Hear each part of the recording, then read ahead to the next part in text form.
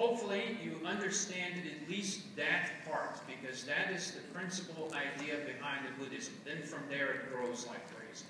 There's all different kinds of techniques and styles and methods to accomplish such a thing. So instead of going off into any of that, I wanted to clarify Four Noble Truths, specifically that term nirvana and karma, which are pretty misunderstood. So let's open it up, because I'm sure you have a lot of questions. I don't know how many Buddhists you get to hang out with and chat with to know what we're about. I think we're still rather a little bit hidden. Yes, you in the back?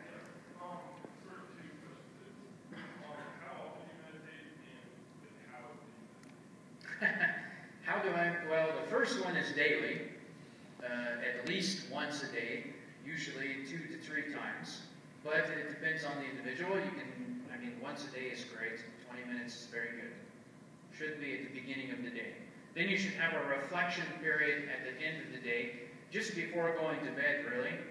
It's a very good time to not really do meditation, but to just think back on your day and investigate your attitudes of why you did or did not do the things throughout the day and how it affected others. Very important. That's how we develop a greater compassion. How to meditate, that's quite a long discussion, because there's a lot to that. I'm not sure we could really touch on that with 15 minutes and give people more opportunity. But there are literally hundreds of books out there on meditation.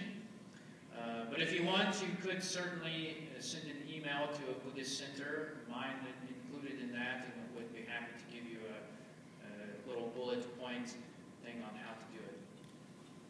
Yes? What are some of your duties as a priest? Oh, that's a good question. I think it's like most clergy.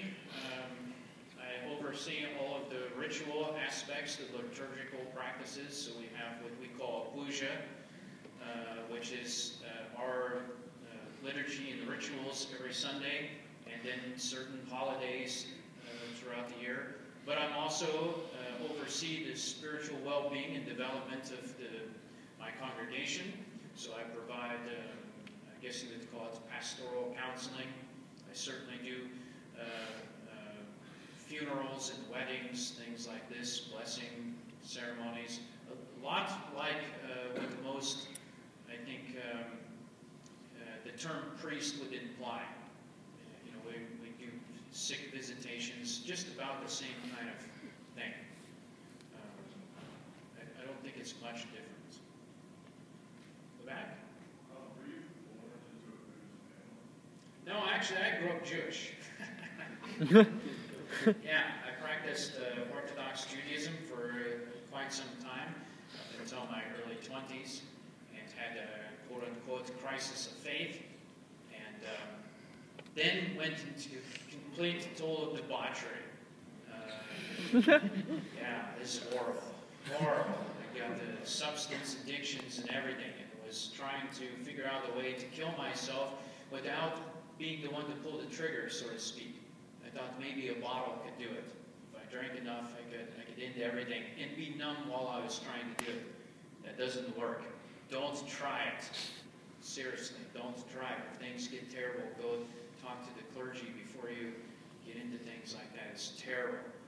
But on my way out, I ran into a retired Catholic priest, actually, Father Byron, and we began having this dialogue. And we started talking, and I was asking all kinds of spiritual questions and things. But this guy kept disappearing for a couple of weeks.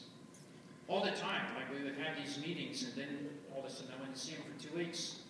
And I asked him, where are you going? And he goes, I go and do meditation retreats. I said, what is that? And he goes, didn't they tell you that in Judaism? And I said, no. We see the word, but nobody knows what it is.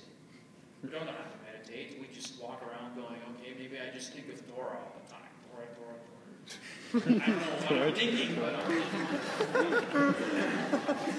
thinking.